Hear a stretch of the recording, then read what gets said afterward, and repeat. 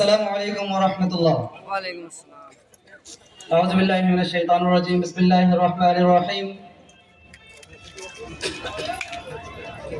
খুলনা ৫ আসনের সংসদ সদস্য পদপ্রার্থী বাংলাদেশ জামাত ইসলামীর কেন্দ্রীয় সেক্রেটারি জেনারেল অধ্যাপক মিয়া গোলাম পরওয়ারের আজকের বিশাল জনসভায় উপস্থিত আমন্ত্রিত অতিথিবৃন্দ এবং আমার সামনে উপস্থিত খুলনাবাসী, কেমন আছেন আপনারা?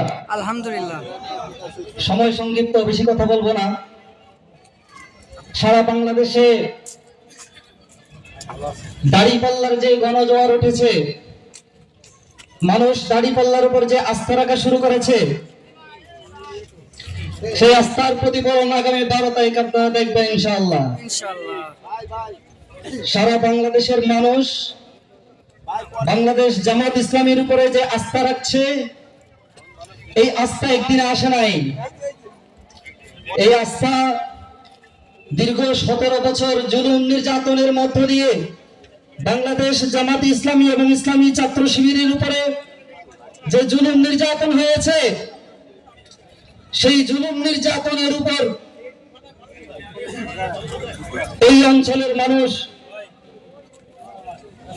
বাংলাদেশের মানুষ ফেসিবাদের বিরুদ্ধে এক হয়ে ফেসিবাদকে বিতাড়িত করেছে। খুলনাবাসীকে আমি আহ্বান জানাবো, আপনারা দাড়িপাল্লার উপর আস্থা রাখবেন। এইবার ভুল করবেন না। এইবার যদি আপনারা ভুল করেন, বাংলাদেশের স্বাধীনতা বিপন্ন হবে। আপনারা দেখছেন নানামুখী ষড়যন্ত্র চলছে, নির্বাচন বানচাল করার ষড়যন্ত্র চলছে। আপনারা আজকে হয়তো জেনেছেন, নির্বাচন কমিশন গতকাল ঘোষণা করেছিল যে নির্বাচনে মোবাইল নেওয়া যাবে না। শুনেছেন? নির্বাচন কেন্দ্রে যদি মোবাইল নেওয়া যায়, তাহলে তাদের ভোট চুরি বন্ধ হয়ে যাবে। নির্বাচনে যদি মোবাইল নেওয়া যায়, তাদের ইলেকশন ইঞ্জিনিয়ারিং করার সুযোগ তৈরি হবে, ঠিক কিনা? এই জন্য তারা মোবাইল নিষিদ্ধ করতে চায়, এই জন্য তারা সাংবাদিককে ভয় পায়। আজকে আমরা জানিয়ে দিতে চাই, যারা এই নির্বাচনকে কেন্দ্র করে যারা ষড়যন্ত্র করবে, তাদেরকে এই বাংলার মানুষ রুখে দিবে আগামী 12 ফেব্রুয়ারি ইনশাআল্লাহ। এক ধরনের একটা গোষ্ঠী আজকে ভোট পাওয়ার জন্য প্রলোভন দেখাচ্ছে, ফ্যামিলি কার্ডের প্রলোভন দেখাচ্ছে। আমি এই কথা বলে শেষ করছি। ফ্যামিলি কার্ডের প্রলোভন দেখিয়ে কি প্রধানমন্ত্রী হওয়া যায়? না।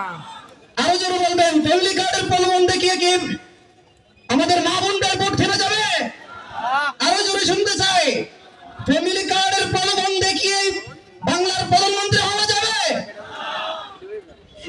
ফ্যামিলি কার্ডের প্রলোভন দেখিয়ে প্রধানমন্ত্রী হওয়া যাবে না।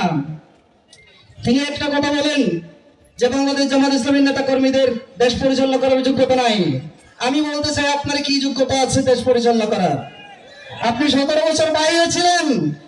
আমি বলি, আমার মতে একজন উপজেলা আমিরের যে দায়িত্ব, একজন উপজেলা আমিরের যে যোগ্যতা, একজন উপজেলা আমির সংগঠন পরিচালনার যে যোগ্যতা রাখে, তাকে যদি ওই আসরে বসানো হয়, সে ওখানে ফেল করবে।